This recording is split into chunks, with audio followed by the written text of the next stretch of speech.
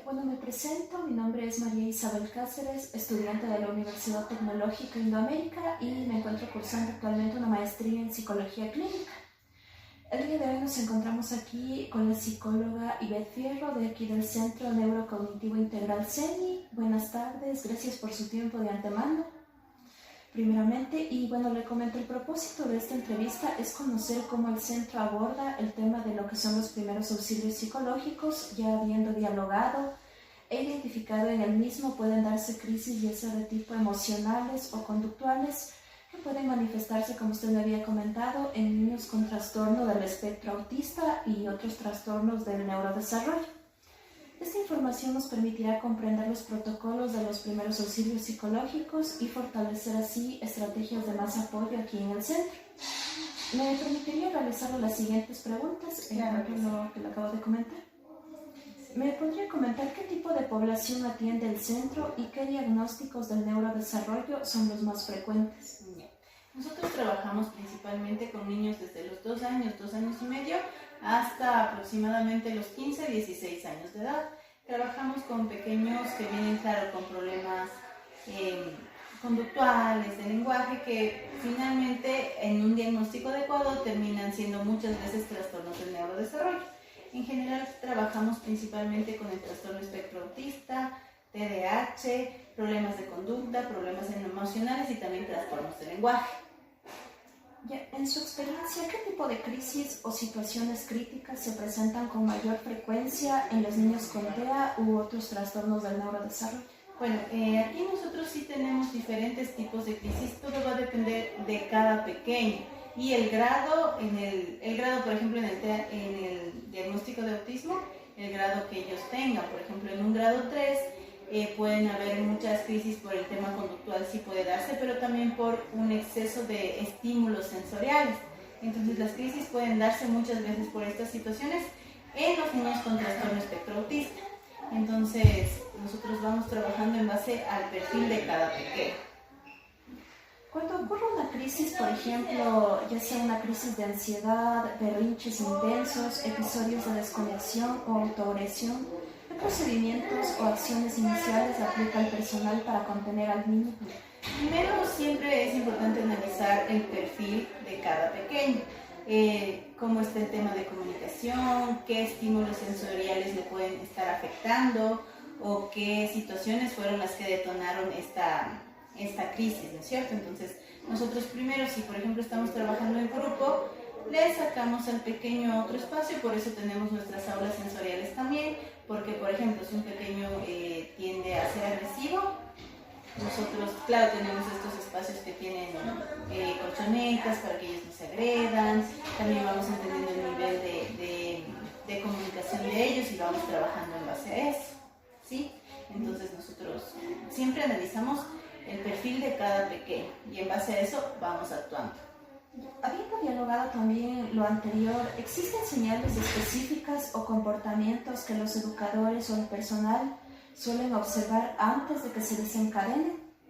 Sí, puede ser que, claro, el pequeño, por ejemplo, ya empieza a decirnos no a ciertas situaciones, a ciertas conductas, o ya empiezan, por ejemplo, algunos pequeños tienen estereotipias, se ofuscan, ya empiezan a frustrarse con la actividad, empiezan a botar las cosas tal vez, o tal vez quieren agredir a algún otro pequeño o a uno. Entonces todo eso ya son señales de alerta para nosotros poder decir, a ver, aquí puede estarse generando una crisis, entonces vamos a hacer una actividad que le permita relajarse, que le permita soltar para nosotros poder evitar la crisis. Sí podemos prevenir ciertas crisis cuando ya conocemos al pequeño. Por eso es la importancia de justamente en la evaluación hacer una anamnesis adecuada y también ver las características de cada pequeño, porque todos los pequeños son diferentes.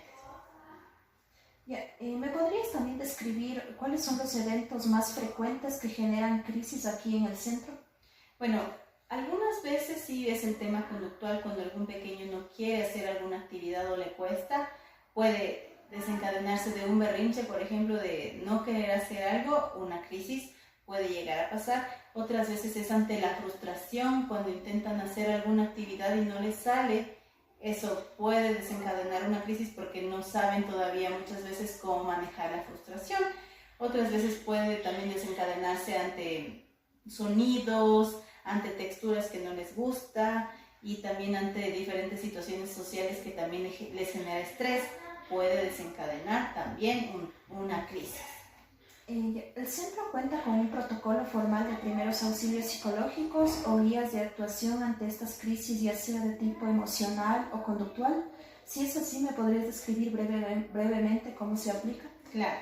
Entonces, un pequeño que está en crisis siempre por ejemplo, se le saca del espacio en el que está, dependiendo del caso. Si es un pequeño que tal vez se resiste al cambio, nos toca sacar a las otras personas del área, en caso de que hayan más pequeños, porque a veces sí se trabaja individualmente. Siempre lo que hacemos es justamente buscar, primero, en este caso con nuestros pequeños, no llenarlo de palabras, porque muchas veces en ese momento no nos entienden, sino trabajamos con protocolos visuales. Entonces, nosotros trabajamos mucho con el método Teach, con el método ABA, que es con uso de pictogramas. Entonces, nosotros trabajamos por medio de pictogramas para poder también comunicarnos con el pequeño en ese momento. De ahí nosotros tenemos nuestros kits sensoriales. Cada pequeño tiene una forma diferente de manejar la crisis. Entonces, algunos por ejemplo, les gusta el movimiento, les tenemos materiales que tienen movimiento para que ellos se regulen, tenemos burbujas para que soplen y ahí poder regular la respiración también. Pero sí va a depender mucho de cada pequeño. Entonces, tenemos nuestro protocolo, sabemos que vamos a trabajar con contención emocional, trabajaremos con imágenes y también con nuestro kit sensorial, pero cada pequeño tiene la manera en que él se comunica, entonces también tiene sus características, por ende con cada pequeño va a ser diferente. ¿Recibe capacitación específica en primeros auxilios psicológicos o manejo conductual el personal de aquí del centro? Generalmente nosotros nos estamos capacitando lógicamente para brindar un mejor servicio a nuestros pequeños, entendiendo que cada pequeño es diferente y que siempre las nuevas técnicas que nos pueden brindar en las capacitaciones nosotros las podemos utilizar de mejor manera para apoyar a los pequeños y guiar también a los papás. Entonces, tratamos de siempre estar en constante capacitación en las diferentes áreas, en la comunicación, en el lenguaje, en la regulación emocional en general. Desde su perspectiva, ¿qué necesidades identifica respecto a la formación del personal en el manejo de crisis psicológicas y en la aplicación de estos primeros auxilios psicológicos? Me parece muy importante seguirnos capacitando porque siempre van a haber nuevas técnicas, siempre hay nueva información que nosotros podemos beneficiarnos, porque claro, siempre cada época es distinta y las cosas se van actualizando y nuestros pequeños también van cambiando la forma de ver la vida. Y también en la actualidad hay muchos más casos con trastornos del neurodesarrollo. Por ende, el poder capacitarnos nos beneficia mucho el estar actualizados para poder brindar un mejor servicio a nuestros niños. ¿Existe un seguimiento específico para niños que experimentan crisis recurrentes y cómo se ajustan a los planes de intervención?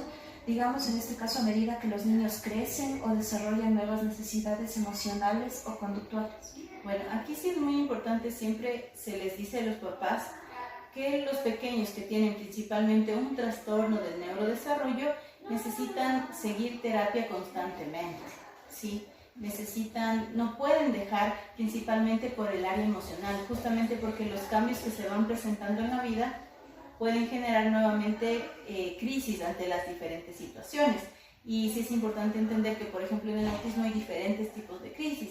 Entonces siempre el estar monitoreado por un profesional va a permitir que el niño vaya avanzando y claro, ir conociéndole en base a cada etapa de su vida nos ayuda también a poder regularle en sus crisis. ¿Sí? ¿Y qué recursos adicionales, ya sean de estos de tipo psicológicos, médicos o educativos, tiene el centro para apoyar a los niños que están experimentando estas crisis relacionadas con los diferentes diagnósticos que atienden aquí?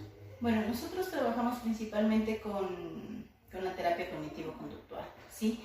Pero nos apoyamos mucho de apoyos visuales y en eso sí nosotros trabajamos con muchas técnicas conductuales, pero también apoyándonos de la parte visual, por ejemplo, pongo un ejemplo, el semáforo de las emociones, el termómetro de las emociones, vamos trabajando de esa manera.